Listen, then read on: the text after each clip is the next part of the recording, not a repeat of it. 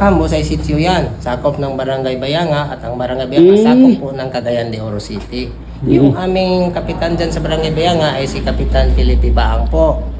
At yun ay sakop ng siyudad sa Cagayan de Oro. Ang mayor po namin ngayon Pero ay si dito, Cagayan de Oro na rin ito nasakop. Cagayan de Oro po. Akala ko talaka. Hindi po, Cagayan de Oro po. At dito sir, ito po ang unang kwarto po. Iba na ito po. Magapang muna tayo bago tayo sumilip. Aabot po ng Hindi natin kaya yan. Kaya bro. aabot po ng mahigit 2 po ang papasok diyan. Noon ang kwarto na ito ay lalabas po 'yon doon sa kurbada po, yung Hindi. hulugan Parang ng hindi tangkay tayo po, kasi bro. Exit-point po ito ng mga guerrillang Pilipino. So, Secret po ito, exit-point po nila. Exit nila ang entrance Exit na. doon sa kabilang Dito po ang entrance. Entrance. At exit exit. point po nila doon. Baka sakaling papasok yung mga kalaban nila, dito nga sila nakaabang. Tingnan yung may dulo yung daan.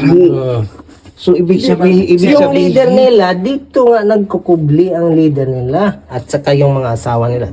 Kasi kasama sila sa labanan eh. pamilya nila. Itong kuibang ito, parang pamamahay na po nila.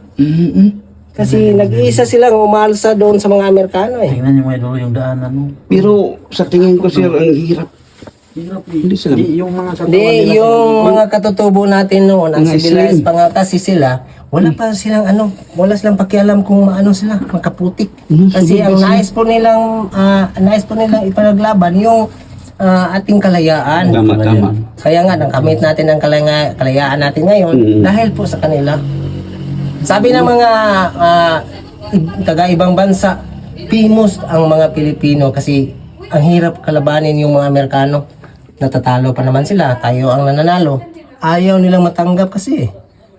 Grabe yung bro, isipin mo bro. Hindi. Pag ganito kalagi katawan natin, hindi Ay, natin. si Kaya. Marami naman dito mga turista sir.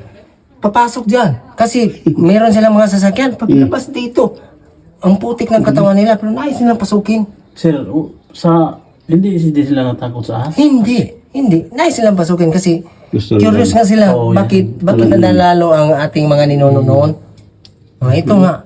Pagpapasok kayo, wala kayong gaya dito. Sasabihin niyo, bitin naman. Hindi naman maganda. Hindi ito maganda. Pero ang history dito ay masarap pakinggan po. Dahil sa kuiba na ito, nagkaroon tayo ng kalayaan sa buong bansa.